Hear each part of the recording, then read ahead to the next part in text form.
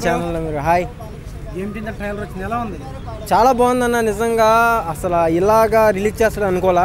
ఆ ఎలివేషన్ ఏంది, ఆ క్యారెక్టర్లు ఏంది, ఆయన మన హెలికాప్టర్ నుంచి దిగే విధానం కానీ పరిగెత్తే విధానం కానీ ఆ పరిగెత్తే విధానం నాకు చూసే అమ్మంటే మగధీర గుర్తొచ్చింది.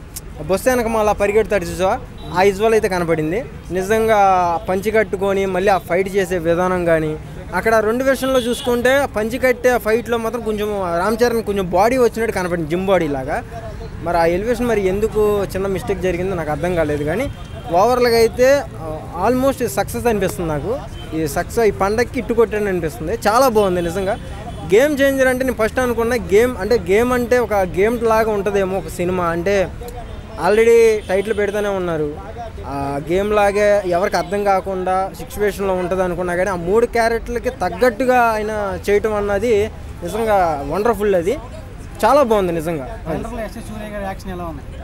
ఇచ్చే పడేసాడు అన్న. ఆపోజిట్లో నుంచి నా డైలాగులు చెప్పే విధానం కానీ ఎక్కడ కూడా ఇంత లేదు అని తీసేయడానికి అయితే ఏమీ లేదు.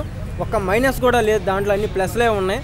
ఇలాగా యాక్టింగ్ పర్పస్ కానీ ఇలా చేస్తాడని అయితే నేను రామ్ చరణ్లో ఇలాంటిది నేను అనుకోలే. అంటే రామ్ చరణ్ అంటే తోపే కాదంట్లా, కానీ ఈ ట్రైలర్లో ఈ రకంగా చేస్తాడన్నది నేను అనుకోలే.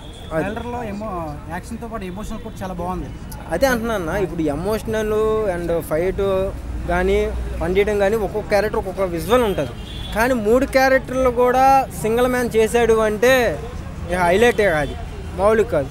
గ్లోబల్ స్టార్ అనే ఊరికనే రాలేదు, మరి దానికే వచ్చింది. 100% అన్న. శంకర్ గారు ఏది తీసినా సరే ఫ్లాప్ అయిపోతుంది అన్నారు. ఫ్లాప్ అయిపోయిన వాళ్ళకి సమాధానం ఈ ట్రైలర్ 100% చెప్తున్నా. ట్రోల్ చేసే వాళ్ళకి కూడా ఈ ట్రైలరే 100% చెప్తున్నా. ఎందుకంటే ఇప్పుడు వాళ్ళు ఏ రకంగా ట్రోల్ చేయాలన్నా వాళ్ళకి ఏది దొరకదు, అలా ఉంది ట్రైలర్ చూస్తే. నిజంగా రామ్ చరణ్ ఫ్యాన్స్ పండక్కి వస్తున్నాం చూసుకో అన్నట్టుగా దింపాడు, దుమ్ము లేపాడు అంతే.